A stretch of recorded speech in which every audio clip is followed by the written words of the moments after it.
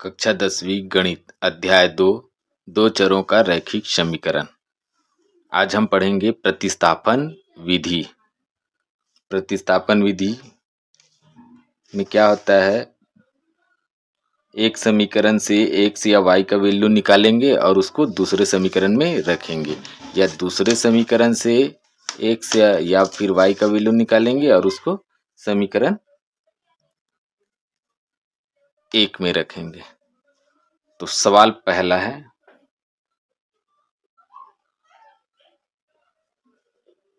सवाल है 2x ऋण y बराबर क्या है 90, और दूसरा समीकरण है x ऋण 3y बराबर ऋण 40।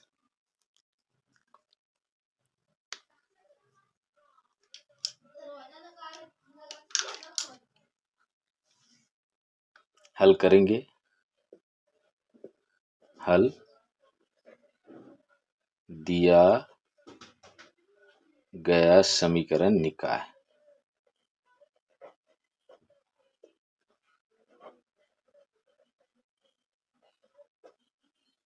क्या है 2x ऋण y बराबर 90, x ऋण 3y बराबर ऋण 40।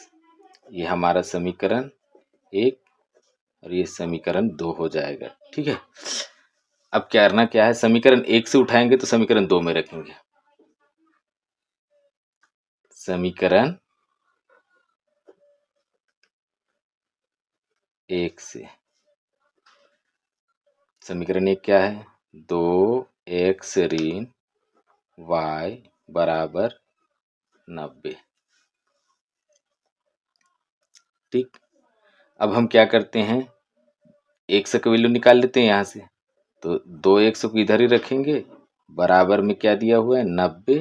अब y को उधर पक्षांतरित कर देंगे तो माइनस वाई है वो प्लस वाई हो जाएगा। फिर हम यहाँ से x का वैल्यू निकाल लेंगे तो 90 धन y बट्टा में आ जाएगा आपका 2। x के साथ में 2 गुना है तो वही कहाँ चला जाता है, बट्टा में चला जाता है। इसको नाम दे देंगे समीकरण 3। अब समीकरण 3 में हमारा क्या दिख रहा है, x का वैल्यू दिख रहा है। इस वैल्यू को समीकरण 2 में रखोगे, 1 में नहीं रखेंगे। 1 में रखेंगे तो वापस हम 0 पे पहुंच जाएंगे, है ना। तो ध्यान में रखना है, समीकरण 1 से स्टार्ट करेंगे तो समीकरण 2 में रखेंगे वैल्यू को, और समीकरण 2 से स्टार्ट करेंगे तो समीकरण 1 में रखेंगे वैल्यू को। तो हम x का मान कहाँ रखते हैं, समीकरण 2 में।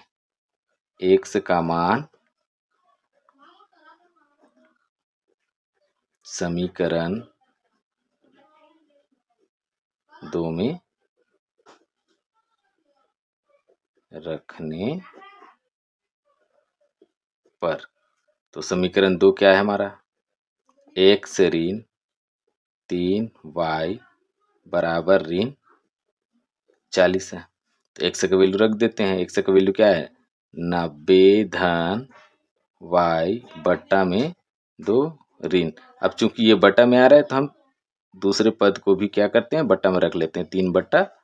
3y बट्टा 1 बराबर, इसे भी रख लेते हैं ऋण 40 बट्टा 1। अब इधर सॉल्व करेंगे, 2 और 1 का लघुत्तम हो जाएगा हमारा 2। अब 2 से 2 को डिवाइड करूंगा, भाग दूंगा तो क्या आ जाएगा, 1 आएगा। तो इस पूरे को हमको 1 से गुना करना पड़ेगा। फिर 1 से 2 को भाग दूंगा तो 2 आएगा, 1 दूआ 2, तो इसको 2 से गुना करना पड़ेगा। अब 90 धन y को 1 से गुना करोगे तो कितना आएगा, वही संख्या आएगा, क्योंकि किसी भी संख्या को 1 से गुना करने पर ज्यों का त्यों प्राप्त होता है। तो 90 धन y ऋण 3 दूनी 6y बराबर ऋण 40 बटा 1 हो जाएगा। अब 90 और ये y और ये ऋण y सजाती पद है तो घट जाएगा, एक धनात्मक में एक ऋणात्मक में, तो घटेगा तो क्या आएगा ऋण 5y। अब ऋण 5 क्यों आया, क्योंकि 6 बड़ा है और उसका चिन्ह क्या है, ऋण है, इसलिए ऋण आ जाएगा बटा 2 बराबर ऋण 40/1। अब तिर्यक गुना लगा देंगे तो 90 ऋण 5y क्या होगा, 1 से गुना होगा तो ज्यों का त्यों आएगा। 90 ऋण 5y बराबर ऋण 40 को 2 से गुना करूंगा तो कितना हो जाएगा, 40 दूनी 80, तो ऋण 80 आ जाएगा। ठीक, अब हमको 5y को उधर पक्षांतर कर लेना है और ऋण 80 को इधर पक्षांतर कर लेंगे। तो ऋण 5y उधर जब जाएगा तो क्या हो जाएगा, धनात्मक में आ जाएगा। धन 5y बराबर क्या है, 90। अब 80 को हम इधर ला रहे हैं तो ऋण 80 जो होगा वो धन 80 में बदल जाएगा, ये इस तरीके से। अब 90 और 80 आपस में ऐड हो जाएंगे, जुड़ जाएंगे तो 9 8 17 मतलब 170 आ जाएगा। और ये 5y। अब y का वैल्यू निकाल लेते हैं तो 170 बटा में क्या हो जाएगा, 5। अब 170 को 5 से भाग देंगे तो 5 तिया 15, 17 में 2 बच जाएगा तो 20 बनेगा, 5 चौके 20। तो y का मान क्या आ गया, y बराबर 34। ये आपका y का वैल्यू आ गया कितना, 34। अब इस y के मान को चाहे तो आप समीकरण 1 में रखो, 2 में रखो या फिर 3 में रखो। तो हम समीकरण 3 में रखेंगे। y का मान समीकरण 3 में रखने पर तो क्या हो जाएगा, समीकरण 3 क्या है, x बराबर 90 धन y है तो y की जगह में क्या आ जाएगा, 34। तो ये 34। अब बटा में क्या दिया हुआ है, 2, तो ये 2 हो जाएगा बराबर 90 और 34 को जोड़ेंगे तो कितना हो जाएगा, 124 बटा में आ जाएगा 2। अब इसको भी भाग लगा दो तो 2 6 के 12 और 2 दूनी 4। तो इस प्रकार x का वैल्यू क्या आया, x बराबर आपका आ गया 62। तो देखिए x बराबर क्या आया, 62 आया। ये तो x और y दोनों का वैल्यू हम निकाल चुके हैं। तो क्या लिखेंगे, अतः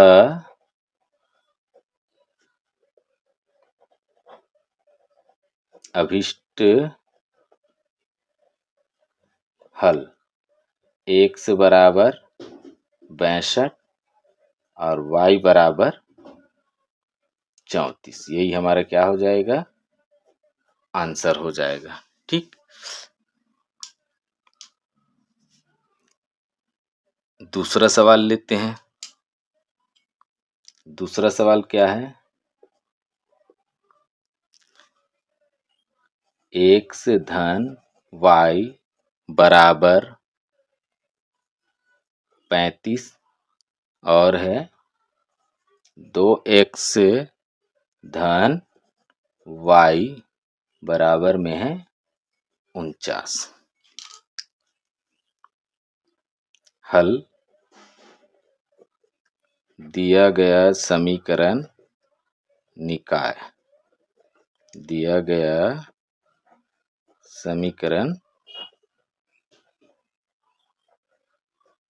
निकाय क्या है, x धन y बराबर 35 और 2x धन y बराबर में है 49। ये समीकरण हमारा 1 हो जाएगा, ये समीकरण 2 हो गया। ठीक, अब समीकरण 1 से हम चलते हैं तो समीकरण 1 से क्या होगा, x धन y बराबर 35। अब यहाँ से हम x का वैल्यू निकाल लेते हैं तो x बराबर क्या हो जाएगा, y उधर पक्षांतर हो जाएगा तो 35 ऋण ये हो जाएगा y। इसका नंबर दे देते हैं समीकरण 3। अब इस x के वैल्यू को कहाँ रखेंगे, समीकरण 1 से स्टार्ट किए हैं इसलिए हमको समीकरण 2 में रखना है। ठीक है, तो x का मान समीकरण 2 में रखने पर, तो समीकरण 2 क्या है हमारा, 2x धन y बराबर में है 49, तो x की जगह पे रखना है, तो ये 2 गुणित में क्या आ जाएगा, x की जगह में वैल्यू 35 ऋण y धन y बराबर में क्या हो जाएगा 49। अब इसको गुना कर दो, तो 35 और 2 को गुना करेंगे तो 35 दूनी 70 ऋण 2 एकम 2 मतलब 2y धन y बराबर क्या हो जाएगा 49। अब ऋण 2y में 1y घट जाएगा तो क्या आ जाएगा 70 ऋण y बराबर क्या हो जाएगा 49। अब y को हम उधर पक्षांतर करेंगे, 49 को इधर ले आएंगे, तो ये y उधर जाएगा तो क्या हो जाएगा प्लस, और 70 तो 49 इधर आएगा तो क्या हो जाएगा ऋण 49 बराबर। अब 70 में हमको क्या करना है 49 कम कर देना है ना, घटा देनी है, तो क्या आ जाएगा 1।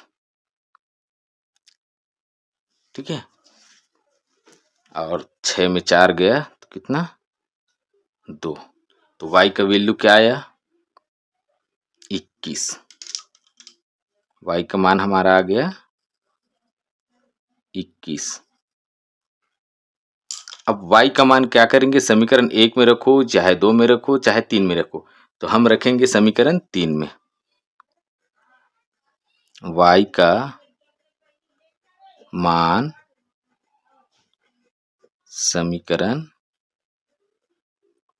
3 में रखने पर, तो समीकरण 3 में रखेंगे तो क्या हो जाएगा x बराबर 35 और ऋण y की जगह में आ जाएगा 21 बराबर। अब 5 में 1 घटाएंगे कितना आएगा 4, 3 में 2 घटाएंगे कितना आएगा 1, तो x का वैल्यू कितना आ गया 14, ये आपका x का वैल्यू आ गया।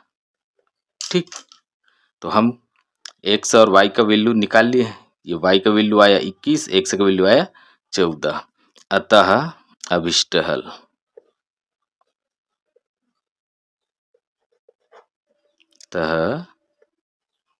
अभिष्ट हल x बराबर 14 और y बराबर 21, यही क्या हो जाएगा हमारा आंसर हो जाएगा। ठीक, तीसरा क्वेश्चन हल करेंगे। हल दिया गया समीकरण निकाय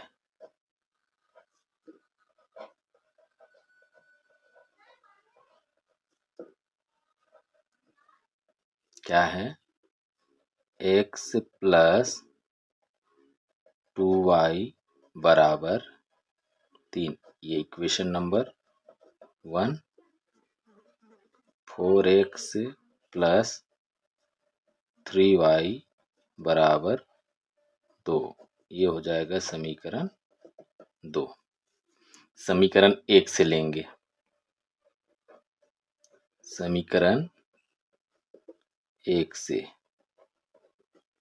क्या है, समीकरण 1 से x धन 2y बराबर में दिया हुआ है 3।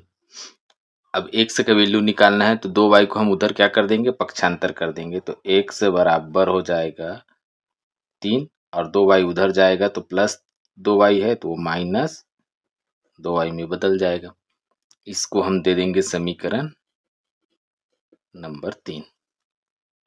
अब इस x का मान रखेंगे समीकरण 2 में, क्यों समीकरण 2 में रखेंगे? क्योंकि हमने पहले ही बता रखे हैं कि समीकरण 1 से स्टार्ट करेंगे तो समीकरण 2 में रखेंगे, समीकरण 2 से स्टार्ट करेंगे तो समीकरण 1 में रखेंगे मान को। तो x का मान समीकरण 2 में रखने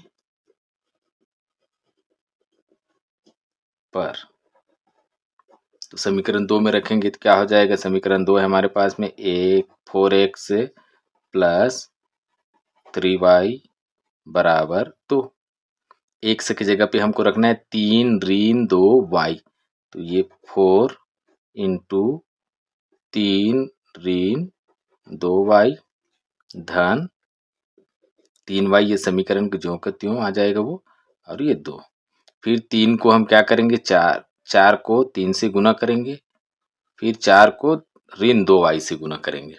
तो 4 को 3 से गुना करेंगे तो क्या हो जाएगा? 4 तिया 12 ऋण 4 दूनी 8y धन 3y बराबर में आ जाएगा 2। अब देखिए यहाँ पर ऋण 8y और ये 3y सजाती पद है, लेकिन एक माइनस में है और एक प्लस में है, तो यहाँ पर क्या हो जाएगा? घट जाएगा वो। तो ऋण 8 में 3 घटाएंगे तो कितना आ जाएगा? ऋण 5y बचेगा बराबर 2। अब हम क्या करेंगे? ऋण 5y को उधर पक्षांतरित करेंगे और 2 को इधर लाएंगे, या पूरा लिखना चाहे लिख सकते हैं, जैसे ऋण 5y एवं 2 का पक्ष बदलने पर, ऐसे चाहे तो हम लिख भी सकते हैं। अब 2 को इधर ले आएंगे, है ना, और ऋण 5y को उधर ले जाएंगे, तो ऋण 5y जब उधर जाएगा तो हो जाएगा धन 5y बराबर 12। 2 को इधर लाएंगे तो ये हो जाएगा ऋण 2 बराबर 12 में 2 घटाएंगे तो कितना बचेगा? 10, और ये हो जाएगा 5y। हमको 5y का वैल्यू चाहिए, तो 5y बराबर, अब 5y कैसा है? 5 क्या है? y के साथ में गुणांक के रूप में है, तो भाग में बदल जाता है, तो 5 बटा में क्या हो जाएगा? 10 बटा में 5 बराबर आपका आ जाएगा 5 दूनी 10।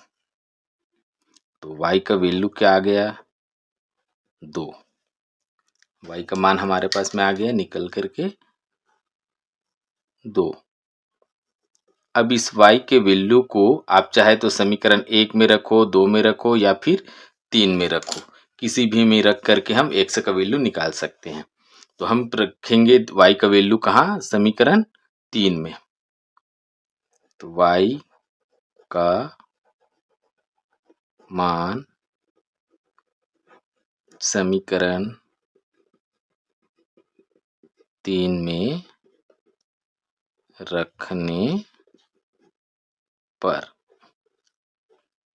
तो क्या हो जाएगा? देखिए x बराबर में क्या दिया हुआ है? 3 ऋण 2y। अब हमको रखना है इस y के रिप्लेस में, y की जगह पर क्या रखना है? 2 रखना है। तो क्या हो जाएगा? 3 ऋण 2 गुणित y की जगह पर आ जाएगा 2, तो ये 3 ऋण 2 दूनी 4। अब 3 में ऋण 4 घटाना है ना, तो घटेगा तो कितना आ जाएगा? ऋण 1। तो ये x का वैल्यू आ गया। x का मान क्या आया हमारे पास में? ऋण 1। तो इस प्रकार हमारा हल निकल गया। अतः अभीष्ट हल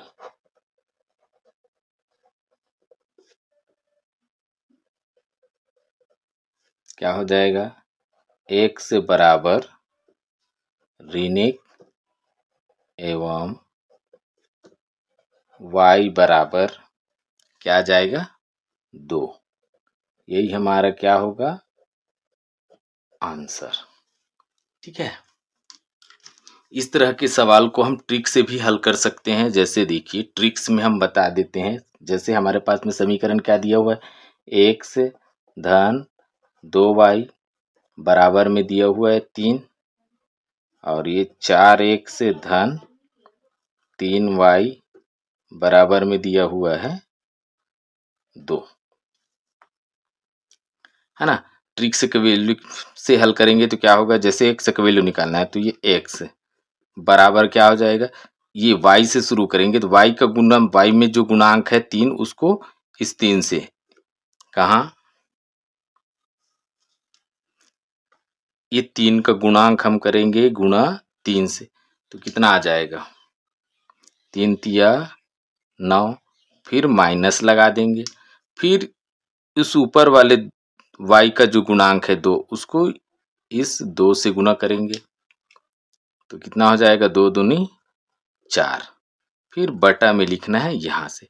अब यहाँ पर x का गुणांक 1 है तो 1 को हम गुना करेंगे 3 से, किसका, x के गुणांक को हम किसके साथ गुना करेंगे, 3 के साथ, तो 3 1 कम 3, ठीक। फिर आ जाएगा आपका यहाँ पर ऋण, फिर 4 का गुना करेंगे हम 2 से, तो ये 4 का गुना हो जाएगा धन 2 से, तो 4 दूनी कितना होगा 8। अब 9 में 4 घटाओगे तो कितना आ जाएगा 5 बटा, फिर 3 में ऋण 8 घटाएंगे तो कितना बचेगा ऋण 5, और ये 5 और 5 क्या हो जाएगा, कैंसिल हो जाएगा, तो बराबर हमारे पास क्या आया ऋण 1, ठीक। इसी तरीके से हम y का वैल्यू निकालेंगे, ये तो y इज इक्वल क्या हो जाएगा, तो ध्यान रखना है आपको, यहाँ पर क्या है 2 है, इस 2 का गुना करेंगे हम 1 से में जो गुणांक है 1 के साथ, तो यहाँ पर कुछ नहीं दिख रहा, मन 1 है, तो इस 2 का गुना हम करेंगे किसके साथ में, 1 के साथ में, तो क्या हो जाएगा 2 1 कम 2, फिर ऋण लगा लेंगे, साथ ही इस 3 का गुना करेंगे हम किसके साथ, दूसरे x के गुणांक के साथ, जैसे 4 है तो 4 के साथ, तो 3 का गुना करेंगे 4 के साथ, तो क्या हो जाएगा 4 तिया 12 बटा में आ जाएगा।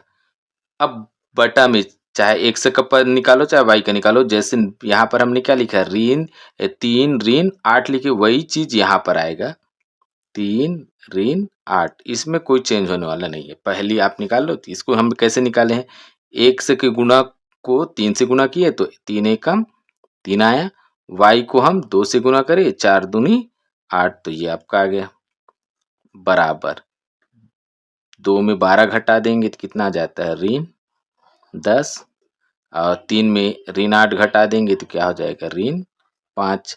अब ध्यान देना है, यहाँ पर ये ऋण है और ये भी ऋण, तो ऋण और ऋण क्या हो जाता है प्लस, और 5 एकम 5 5 दूनी 10। इस प्रकार से हम ट्रिक से भी इसको हल कर सकते हैं। जैसे एक और सवाल ले लेते हैं, ट्रिक से हम बनाते हैं। ये पहला सवाल जो ट्रिक से बनाया, दूसरा हम और बना देते हैं एक ट्रिक से। क्या है, समीकरण है x धन y बराबर 35, और दूसरा समीकरण है 2x धन y बराबर 49, ये इस तरीके से, ठीक। अब इसको हम ट्रिक से हल करेंगे, तो कैसे हल करेंगे, सबसे पहले हमको क्या निकालना है x का वैल्यू, तो x के वैल्यू को निकालने के लिए क्या बताया था, जैसे यहाँ पर y का गुणांक क्या दिख रहा है 1, तो इस y के गुणांक को हम किससे गुना करेंगे 35 के साथ में, तो 35 एकम क्या हो जाएगा 35, फिर ऊपर वाले y, इस y का गुणांक क्या है 1, कुछ नहीं है तो 1 है, तो इसका गुणा करेंगे हम 49 के साथ, तो माइनस 49 एकम 49, फिर बटा, बटा में कैसे लिखेंगे, यहाँ पर x के गुणांक को इस y के गुणांक के साथ गुना करेंगे तो 1 एकम 1, ये आपका आ गया, फिर माइनस, फिर इस 2 को, x के गुणांक क्या है 2 है, इसको y के गुणांक इस वाले इसके साथ गुना करेंगे तो क्या हो जाएगा 2 एकम 2।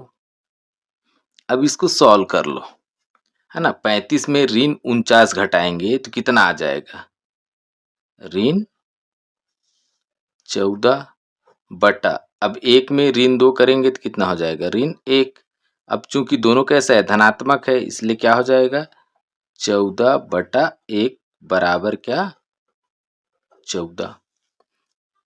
y का वैल्यू निकालेंगे तो कैसे निकालेंगे, तो y बराबर, अब हमको क्या करना है, यहाँ पर 49 से 49 को इस 1 से के गुणांक के साथ गुना करेंगे तो क्या हो जाएगा, 49 एकम 49, फिर ऋण, फिर इस 35 को गुना करेंगे इस 2 के साथ में, 1 से गुणांक दिख रहा है इसमें, 2 1 से है, माने 1 से का गुणांक 2 है तो इसके साथ गुना करें तो 35 दूनी क्या होगा 70 बटा में, फिर जैसे ऊपर में यहाँ पर हमने लिखा है 1 ऋण 2 वही यहाँ पर आएगा 1 ऋण 2 बराबर। अब 70 में क्या करना है हमको, 49 घटा देनी है तो कितना आ जाएगा, 10 में गया 9 तो 1 है ना, और 6 में गया 4 तो 2 बटा, लेकिन ऋण 21 हो जाएगा और ये भी ऋण 1 हो जाएगा। फिर से देखो तो क्या होगा, ऋण और ऋण धन हो जाएगा तो 21 बटा में 1 तो बराबर क्या लिखेंगे 21। इस प्रकार से हमारा आंसर निकल के आ जाता है, x का वैल्यू कितना आया 14 और y का वैल्यू कितना आया 21। इस प्रकार हम ट्रिक से भी इस द्विचर रैखिक समीकरण को हम क्या कर सकते हैं, हल कर सकते हैं, है ना। तो ये ट्रिक का उपयोग प्रतियोगिता परीक्षाओं में आप उपयोग कर सकते हैं। आज की वीडियो आप सभी को अच्छी लगी हो तो हमारी वीडियो को लाइक और शेयर जरूर कीजिए, साथ ही हमारे चैनल को सब्सक्राइब कीजिए ताकि इसी प्रकार के बेहतरीन वीडियो आपको मिलता रहे। धन्यवाद।